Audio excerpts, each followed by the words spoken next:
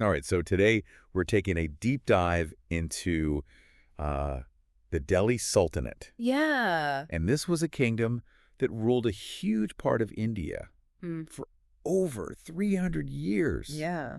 300 years, that's a long time. It is. It is. So we're going to be talking about epic battles, powerful rulers, Right. all kinds of political intrigue. Absolutely. And, you wanted to understand, right, how Yeah. this kingdom rose to power Yeah. and how they ended up conquering such a big chunk of territory. Absolutely. Yeah. And we've got some really good sources for this one. We do. I mean, we've got scholarly works on medieval Indian history, Yes. architecture, religious practices, Yeah. all kinds of stuff. It's going to be a good one. And trust me, this is not going to be your typical boring history lesson. Yeah. We're talking about kings obsessed with antelopes, mosques built with like pieces of older temples. Right. I mean, it's a wild ride. Yeah. Buckle up. Buckle up. It's going to be a fun one. So, to really understand how the Delhi Sultanate came to be, we need to kind of like rewind a little bit Yeah. and look at what was going on in northern India before they came along. Right. So imagine a map of northern India, let's say before 1206 CE. Okay. You wouldn't see one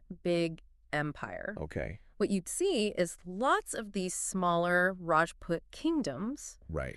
and they each have their own ruler, their own ambitions. Yeah. They're making alliances with each other. Sometimes they're fighting each other. It's a kind of a recipe for instability. Exactly. It's a very unstable situation. Right. So almost like a power vacuum waiting to be filled. Yes, exactly. So then, is that where the Turkish invaders come in? That's exactly right. They Yeah. see this opportunity and they're like, let's go for it. That's right. And these aren't just like quick raids. Okay. They're really starting to make serious inroads into northern India. Mm-hmm. And this is happening like throughout the late 12th century. Okay. So it's during all this chaos, right?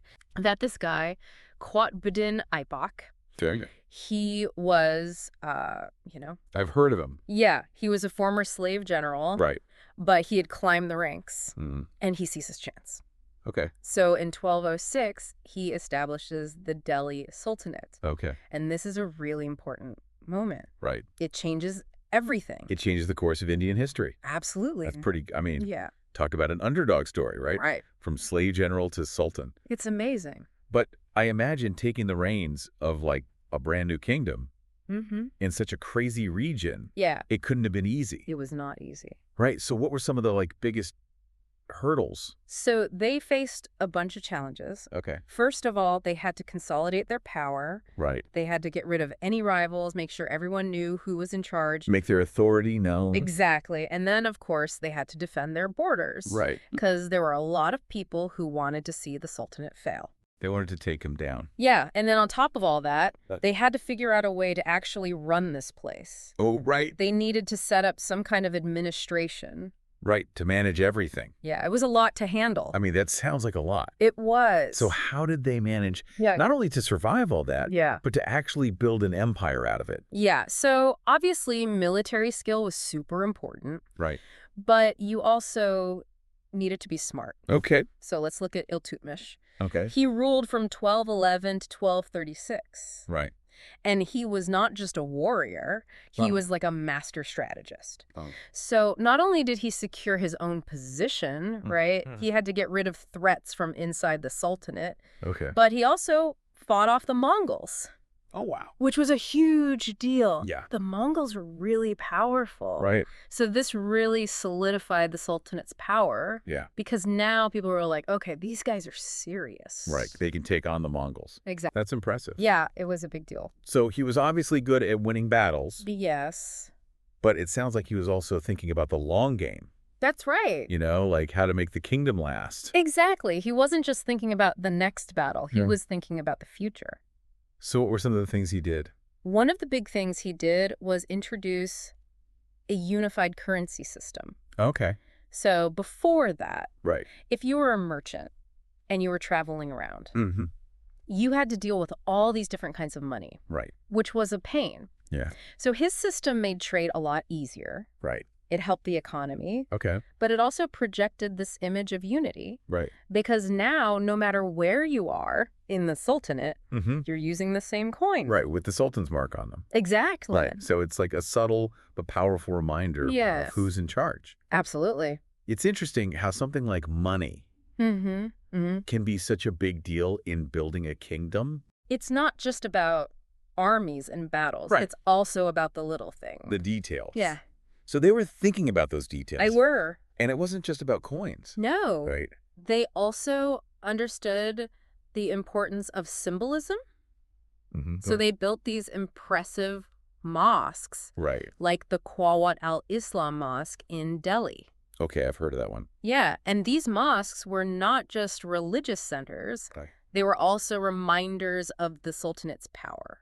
So they were sending a message Exactly. to everyone who saw them. Yeah, they were like, look at this. Right. We're here to stay. I mean, there's always something kind of awe-inspiring about these big religious buildings, right? Yeah, they're... Not just places of worship. They're like statements about the society that built them. Absolutely. So what's the statement that the Qawat al-Islam Mosque is making? Well, it's really interesting, actually, because it's made with materials from demolished Hindu and Jain temples. Oh, wow. So they took columns and carved stones, and they repurposed them to build this mosque. So it's almost like they're weaving the conquered past into the fabric of their new regime. Exactly. That's powerful. It's a very deliberate choice. Right. So they've solidified their power internally. They've made a statement with their architecture. Right. But the story of the Delhi Sultanate doesn't end there. No, not at all. They were just getting started, right? They were just getting warmed up. So they had their sights set on bigger things. Yeah, much bigger things. What were they after? Well, they wanted to expand. Okay. They weren't content with just holding on to their territory. Right. They wanted to conquer more land. They wanted to build an empire. Exactly. They wanted to create a vast empire. Wow. So they were really going for it. Oh, yeah. They were ambitious. But conquering such a huge area, that must have been a challenge. Right. Especially with all the different people and cultures. Yeah, it wasn't easy. So how did they manage to do it? Well, for one thing, they were really good at adapting. Okay. They had to be, because they were fighting in different terrains against different enemies. Different tactics. Yeah, so they used fast-moving cavalry units that could strike quickly and then disappear. Like hit and run. Exactly. And they also had these incredibly skilled archers. So they could just rain down arrows on their enemies. It's a combination of speed and precision. Yeah, that's a good way to put it. It's like shock and awe. But did it always work? Well, not always. Okay. Sometimes they ran into challenges that forced them to change their tactics. Okay, give me an example. So one example is the conquest of Bengal, which was in the east. Okay. And Bengal was a wealthy and powerful region. So it wasn't an easy fight. Okay. The terrain was difficult. Right. And Bengal had its own strong army. So the Sultanate's usual tactics didn't really work. They had to adapt. They had to come up with something new. Exactly. And it ended up being a long and difficult campaign. Okay, so even with their military prowess, they couldn't just steamroll everyone. Right. They had to be flexible. They had to be resourceful. Exactly. So conquering is one thing, but governing is another. Yeah, that's the hard part. Right. So how did they manage to rule? Okay, so how did they rule this vast empire? Right. Such a diverse empire. Yeah. Did they, like, force everyone to convert to Islam? No, not at all. Okay. Actually, they were pretty pragmatic about it. Okay. They understood that they couldn't just impose a whole new system on everyone. Especially with so much diversity. Yeah, so they often incorporated existing administrative structures. So they worked with what was already there? Exactly, and they even worked with local elites who already had experience. Right, who knew how things worked. Yeah, and they had influence. It's smart. Yeah, it was a smart move. It's like, if it ain't broke, don't fix it. Right. They were minimizing disruption. Making things easier for everyone. And they weren't trying to eliminate all the diversity. No, they understood that diversity was a reality. Right. And they had to deal with it. So they were encouraging conversion to Islam. Yes. But they weren't forcing it. No, they allowed people to practice their own faiths. Okay, so that's a much more nuanced picture of the Delhi Sultanate than just conquerors. Right. They were more than just conquerors. Right. They were also administrators. Yes. Who understood how to manage a diverse population. Exactly. That's pretty impressive. It is. I mean, it makes you wonder how all this blending of cultures played out in other parts of life in the Sultanate. Well, that's where things get really interesting, because to really understand the Delhi Sultanate, we need to look beyond just the battles and the politics. Right. We need to look at their art. Okay. Their architecture, and the way all these different cultures mix together. So that's what we're going to be talking about. That's right. In part 2. Yeah, stay tuned for part 2. When we talk about this blend of cultures during the Delhi Sultanate, we can't ignore the architecture. Right? And I was looking at all these sources, and honestly, the detail, the artistry, is just incredible. Yeah, it's really amazing. It's not just buildings, These were masterpieces. They were. They were really trying to make a statement. Exactly, yeah. So, okay, you're saying that they're blending cultures, but their style wasn't just like a copy and paste of Islamic architecture. No, it was something totally unique. Okay. They took elements from Persia, from Turkey, okay, and of course from India. So they kind of created their own thing. Exactly. It's like a fusion. A melting pot of architectural styles. Yes, exactly. Which, kind of reflects the diverse society they ruled. Absolutely, yeah. Can you give me some examples? Sure. Let's take the Jami Masjid at Fatehpur Sikri. Okay. So you've got this mosque built from this beautiful red sandstone. Okay. But then on top of that, you've got these intricate geometric patterns inlaid in marble.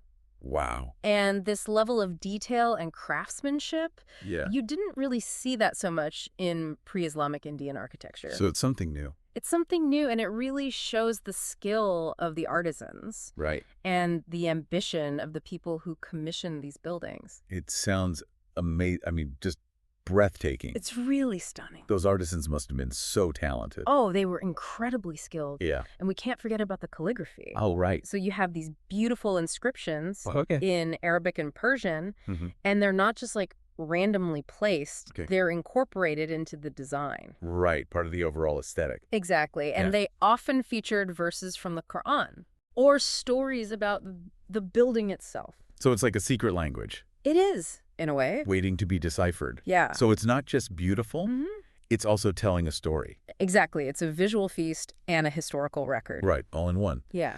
So if we zoom out a little bit, this architectural fusion, yes, it's not just about how things look. Right. Right. It represents something bigger. What do you mean? It reflects this broader cultural syncretism that was happening in the Delhi Sultanate. Okay, so it's not just in the buildings. No. It's in other parts of life, too. Exactly. You see it in the language, the fashion, the music. Right, so it's all kind of mixed together. Yeah, and that's what makes this period so fascinating. It's amazing that this time period that's often remembered for war and conquest also led to this incredible mix of cultures. Yeah, it's not what you'd expect. It challenges our ideas about what an empire is. It does. So they weren't just about power.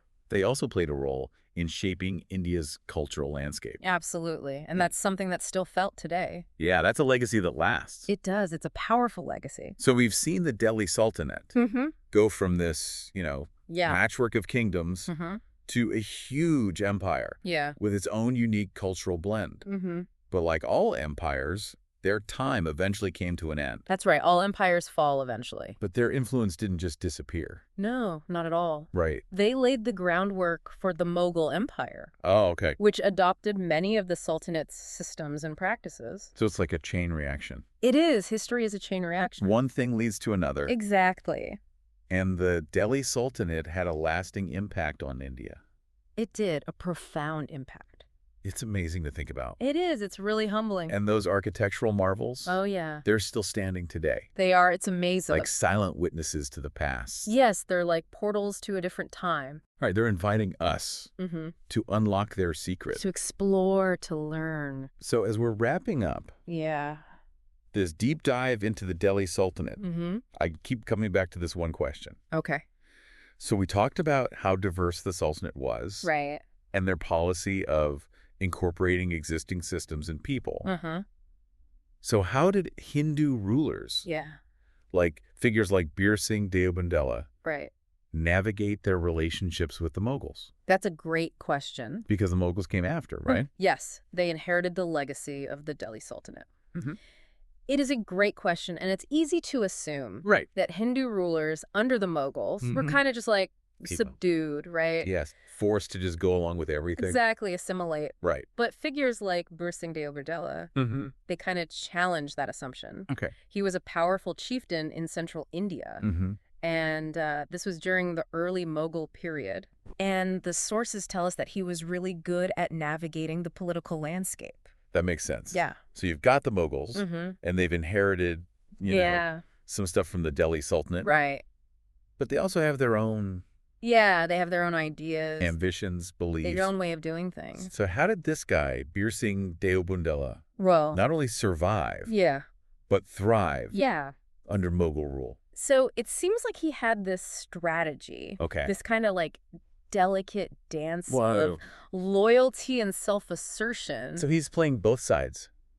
In a way, yeah. How so? Well, on the one hand, he was loyal to the Mughals. Okay. He provided military service. So he was valuable to them. He was, and that gave him a place in their power structure. Right. So he's showing them, hey, I'm on your side. I'm useful. Right.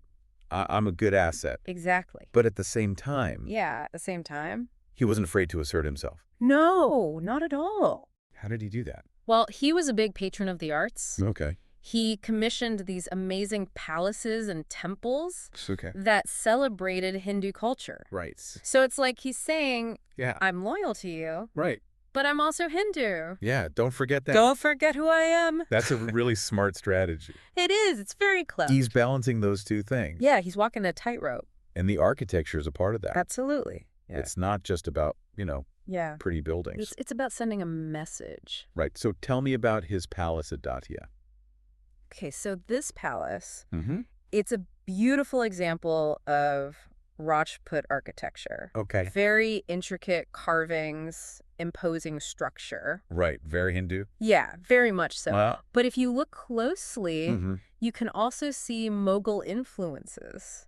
Oh, interesting. So he's blending those styles to create something unique. It's like a visual representation of his whole strategy. Exactly. Loyalty and self-assertion. It's all right there in the architecture. It's a fusion of styles that reflects his relationship with the Mughals. With the ruling power. And it shows us that this period wasn't just about, you know, one culture dominating another. Right. There was this exchange. There was, absolutely. It's more complex than we think. History is full of twists and turns, right? It is. It's never simple. People like Birsing Deobundela, they found ways to adapt, but they also left their mark on the world. They did. They made their own contributions. Well, we've covered a lot of ground today. We have. It's been a journey. The rise and expansion of the Delhi Sultanate, military strategies, administration. All the good stuff. Cultural blending. It's fascinating. What stands out to you the most? You know, I think what really struck me is that even in a system of conquest, there was room for cultural exchange. That's interesting. It challenges us to think differently about history. Right. It's not just winners and losers. It's more complicated than that. It's about interactions, influences. Right. And the Delhi Sultanate, they might have been powerful, but they also left a mark on India's cultural identity. Right. And we can still see that today. We can, in the art, the architecture, the culture. It's everywhere. It's a reminder that history is full of surprises. It is. And we should always be digging deeper. Always questioning. Yeah, never stop learning. So, to everyone listening, as you continue to explore this fascinating period, here's something to think about. Okay. We talked about the Quwat al-Islam Mosque. Yeah. Right? Built with pieces of Hindu and Jain temples. Right. And that represents the shift in power. Conquest, cultural change. Exactly. So what about the architecture of Hindu rulers under Mughal rule? What does that tell us? What does that tell us about their strategies? Yeah. Their ambitions? And the relationship with the Mughals. It's something to think about. It is. It's a puzzle. Right? Waiting to be solved. So keep those history books open and never stop questioning. Never stop exploring. Until our next deep dive. See you next time.